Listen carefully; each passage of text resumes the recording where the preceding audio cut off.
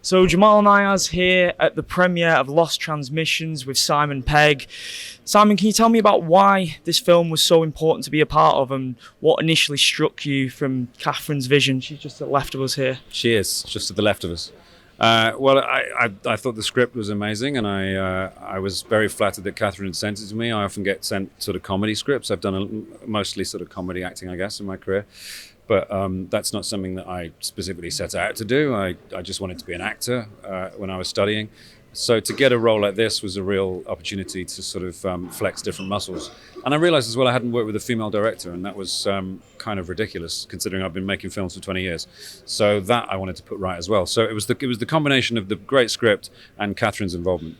And then looking at the subject matter of the film, obviously very serious, you obviously have a duty to showcase the condition of schizophrenia with the most sincerity on the screen.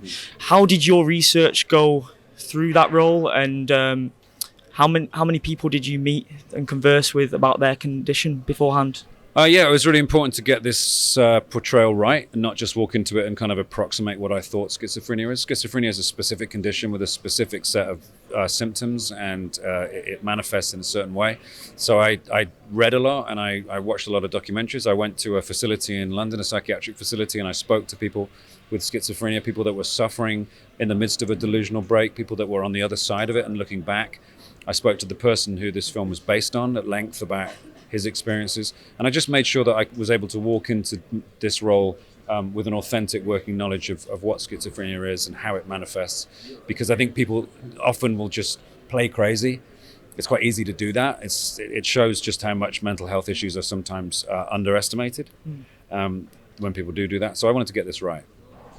Is there a massive sense of achievement coming out of a film like this in terms of the impact that it will have on people's lives? I know that filmmaking can save lives in more ways than one, whether it has a subject matter like this or not. But specifically for this one, you've got to feel that you have added a lot to people's lives with this performance. I hope so. I mean, I hope whoever sees it, takes something away from it, certainly in terms of how they would approach someone that they might see in the street with schizophrenia or a relative of theirs. It doesn't cancel you as a human being if you have a condition, any mental health condition.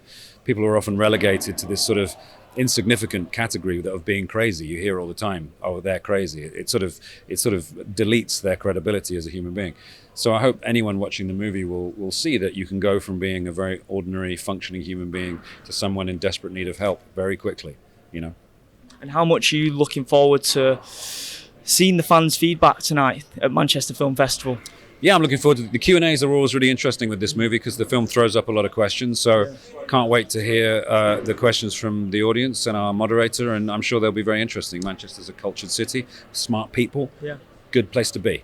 Yeah, I've yet to see the film. I'm about to watch it for the first time alongside yourself. Can't wait. Enjoy it. Thank you very much. Cheers, man. Cheers.